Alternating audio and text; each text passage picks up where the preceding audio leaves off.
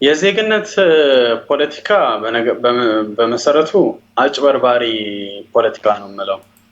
ብዙ ጊዜ እኔ ሐሳብን በሐሳብ መሞገት እንጂ ሌብል በማድረግ በማጠልሸት ስም በማጥፋት አላምንም። ለዚህ ግን የተለየ የሚመጥነው ስያሜ ላገኝለት አልቻልኩምና አጭበርባሪ ፖለቲካ ነው የዜግነት ፖለቲካ የሚለው። ለሁሉም ግልጽ እንዲሆን አንድ ሀገር ያለ ብሔራዊ ማንነት አትቆምም። አሜሪካን ብትሉ ብሔራዊ ማንነት አላት። ኢጣሊያን ብትሉ ብሔራዊ ማንነት አላት። ፈረንሳይ ብሔራዊ ማንነት አላት። ጣሊያን ውስጥ ብትሄዱ ጣሊያንኛ ቋንቋ ይናገራሉ። ሞሮለስ በፊት ጨፍላቂ የሆኑ እርምጃዎችን ወስደው አንድ አይነት ካልቸር ኦልሞስት ፈጥረዋል። ስለዚህ አንድ አይነት ጣሊያናዊ የምንለው ማንነት አለ። ፈረንሳይን ብትሄዱ ጨፍላቂ በሆኑ ፖሊሲዎች አማካኝነት አንድ አይነት ማንነት መፍጠር ችለዋል።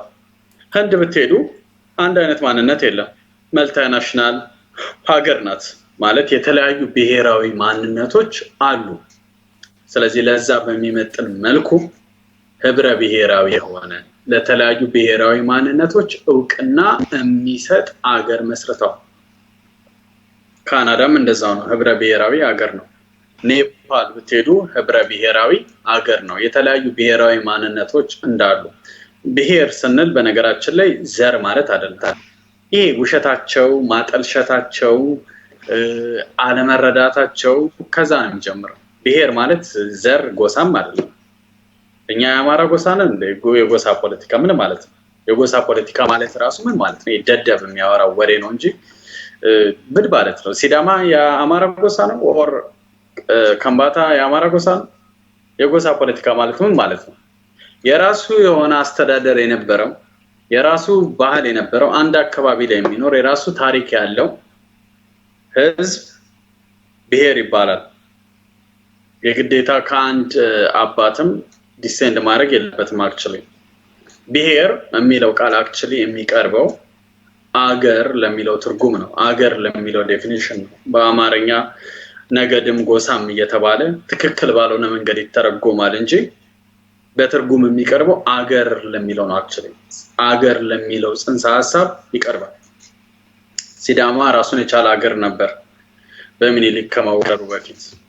የአማራ ጎሳ አይደለም። የጎሳ ፖለቲካ የሚባለው ቃል በፍጹም አይሰራም። ለዚህ ወር ከምባታም የአማራ ጎሳ ወይም የሆነ አንድ ብሔር ጎሳ አይደለም። ራሱን የቻለ መንግስት ንጉስ የነበረው የራሱ ስነ ልቦና፣ የራሱ ታሪክ፣ የራሱ ባህል፣ የራሱ ውጣ ውረዶች የነበሩት ህዝብ ነው። በዛም አንድ አይነት ስነ ልቦናን ዴቨሎፕ አድርጓል።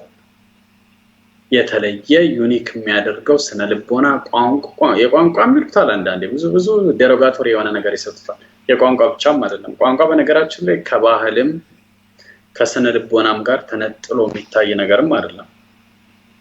ሊታይ አይችልም። እነዚህን ሁሉ ነገሮች የሚሸከም ነገር ነው። ኤኒዌይስ የቋንቋም የዘርም የጎሳም ፌደራሊዝም አይደለም። አሁን ያለው ፌደራሊዝም ህብረ ብሔራዊነትን ሪኮግናይዝ የሚያደርግ ነው። ህብረ ብሔራዊነት ስንል ደግሞ እንዳልኩት ብሔር የሚለው ቃል አገር ለሚለው ትርጉም የቀረበ ነው። ኢትዮጵያ ውስጥ አሁን ኢትዮጵያ በምትባለው አገር ውስጥ የተካተቱ ህዝቦች at some points ሩቅ አይደለም፣ የሺህ ዓመት አይደለም እናወራው፣ ከዛሬ 130 ዓመት በፊት ራሳቸውን በራሳቸው ሲያስተዳድሩ የነበሩ አገራት ናቸው። ዩናይትድ ኔሽንስ ምናምን የምንለው በዛ ሰዓት ስላልነበረ ባይመዘገቡ የራሳቸው ንጉስ፣ የራሳቸው አስተዳደር፣ ወላይታን ብትወስድ የራሱ የሆነ ሳንቲም ጉዳይ የነበረው ህዝብ ነው፣ አገራት ናቸው። ስለዚህ ያንን ሪኮግናይዝ አድርጎ እነዚህ የተለያዩ አገራት እነዚህ የተለያዩ ህዝቦች ኢትዮጵያ በሚባለው ማዕቀፍ ውስጥ ሲመጡ ያን ብሔራዊ ማንነታቸውን እንደጠበቁ ሳይጨፈለቁ አሲሚሌት ማድረግ ሳይጠበቅባቸው ወደ አንድ ብሔራዊ ማንነት የራሳቸውን ኦሪጂናል ማንነት እንደጠበቁ አገር የሆኑ ኢትዮጵያን ይመስርቱ ነው እያልን ያለነው። ለዚህ ጥያቄ የዜግነት ፖለቲካ የሚል ድንግርግር መፍጠር አይደለም መልሱ። የዜግነት ፖለቲካ በየትኛው ብሔራዊ ማንነት ላይ የተመሰረተ ቢኮዝ እንዳልኩት አገር ወይ ህብረ ብሔራዊ ናት ወይ ኔሽን ስቴት ናት። ኔሽን ስቴት ከሆነች በአንድ ብሔራዊ ማንነት ላይ የተመሰረተች ሀገር እንደ ጀርመን፣ እንደ ፈረንሳይ፣ እንደ ጣሊያን ወይ ደግሞ መልቲናሽናል ናት እንደ ህንድ፣ እንደ ኔፓል ኢቨን አሜሪካን ባይዘው መልቲናሽናል ናት ወይም እንደ አሜሪካ። ስለዚህ የትኛውን ነው መሆን የምንፈልገው ነው። እነዚህ የጎሳ የነገድ ምናምን እያሉ የሚያጣጥሉ ሰዎች ምን ያደረጉ ነው? የተለያዩ ብሔራዊ ማንነቶች ኢትዮጵያ ውስጥ እንዳሉ በመካድ አንድ ብሔራዊ ማንነትን ባይ ዲፎልት ያ ብሔራዊ ማንነት ማን እንደሆነ እናውቃለን። ያን ብሔራዊ ማንነት መሰሶ አድርገው ሌሎች ወደዛ ብሔራዊ ማንነት አሲሚሌት አድርገው ዜጋ እንዲሆኑ የማድረግ ፍላጎት ነው ያላቸው። አንድ ኤግዛምፕል ልስጣችሁ። እኔ ወደ አውሮፓ ሄድኩበት አንድ መስዋዕት ማደርገው ነገር አለ። ብሔራዊ ማንነቴ ዜጋ ልሆን እችላለሁ፣ ግን ብሔራዊ ማንነቴን ፎርፌት አድርጌ መስዋዕት አድርጌ ጣሊያን ከሆነ ሄድኩት ወደ ጣሊያን ብሔራዊ ማንነት አሲሚሌት ነው ማድረገው። ታያችኋል። ወደ ጣሊያን ብሔራዊ ማንነት ዜጋ ሆኜ ምላበሰው ብሔራዊ ማንነት ግን ጣሊያን የሚባለው ብሔራዊ ማንነት ነው። ሄጄ የሲዳማ ወር የኦሮሞ ብሔራዊ ማንነቴ እንትን ይበልልኝ ማለት አልችልም። አሲሚሌት ነው ማድረገው። ያለኝ ኦፕሽን ያ ነው። ካልፈለኩ ይቀራል። እነዚህ ሰዎችም ድፍረታቸው ለኢትዮጵያ ብሔሮች የዜግነት ፖለቲካ ብለው እየሰጡ ያሉት አማራጭ ያ ነው።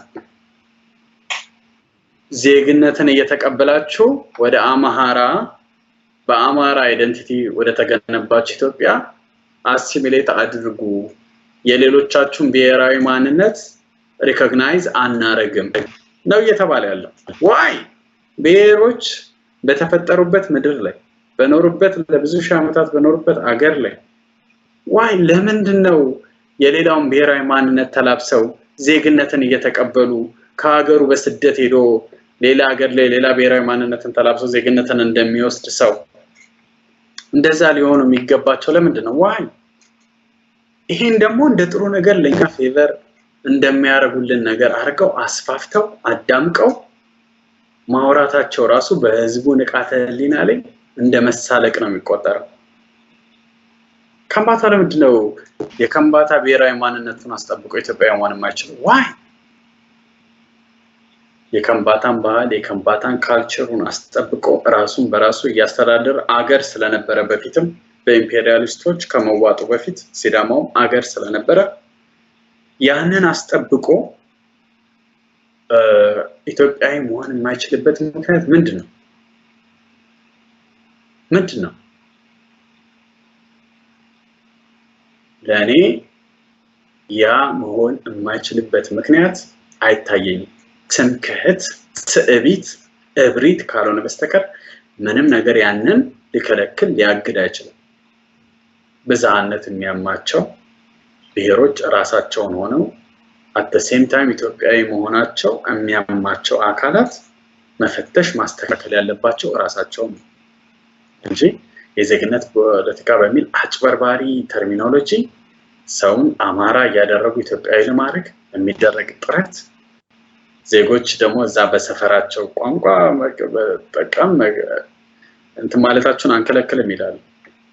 ሰፈር ውስጥ ብቻ ከተጠቀምከው አንድ ቋንቋን ካልሰራህበት ካልተማርክበት ራስን በራስ ያስተዳደር ከዛ ቋንቋ ላይ ኢንቨስት አድርገህ ሪሰርች ካላደረክ ካልቸር ላይ ባህል ላይ ሪሰርች አድርገህ ካላስጠበቅከው በሂደት ይከስማል፣ ይጠፋል። ስለዚህ አንደኛውኑ አፍ አውጥቶ ያ ቋንቋ ያ ባህል ይጥፋ ከማለት የሚለይ አይደለም። ይሄ ለብዙ ሰው የተደበቀ አይደለም፣ የመጣንበትን ፓዝ ማየት ነው። የከምባታው ካልቸር ላይ የሲዳማው ላይ የሃዲያው ላይ ምንድነው አፕን ያደርገው በአዋጅ ቋንቋን መናገር ባይከለከልም በደርግ ጊዜ ቋንቋው በከፍተኛ ሁኔታ ባህሉ ማንነቱ በከፍተኛ ሁኔታ አሽቆታል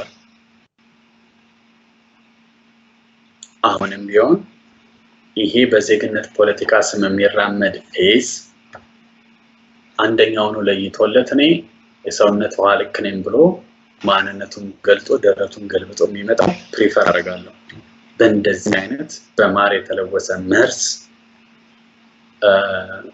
ከተለወሰ መርዝ ይልቅ እውነቱን ለመናገርና ማንም ሰው ዘንድ ብዥታ እንዳይኖር የዜግነት ፖለቲካ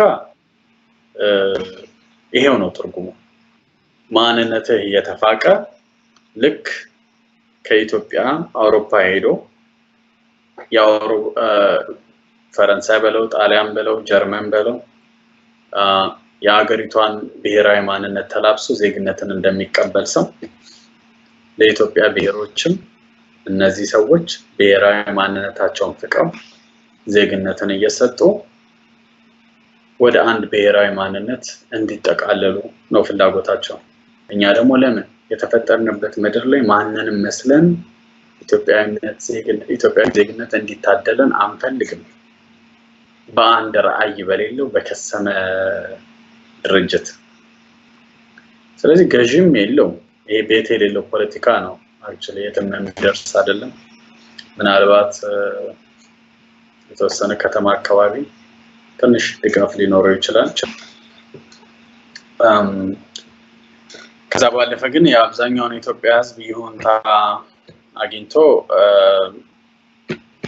ናሽናል ስቴጅ ላይ ተጽዕኖ ፈጣሪ ይሆናል እምነት የለኝም ጉዳት ግን ሊያስከትል ይችላል የፖለቲካ ይሄ አሁን ያለው መስተዳድርም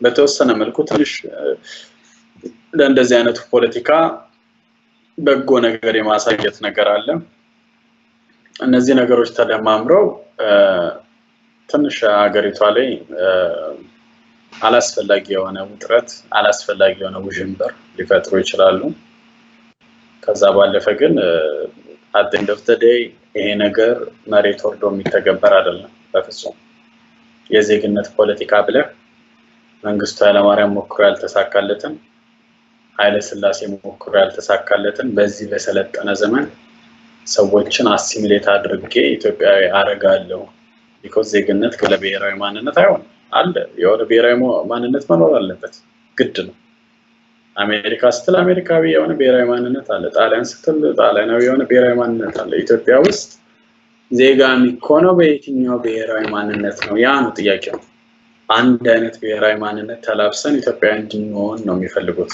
ዜግነት ሊያድሉ በስደት እንደመጣ ሰው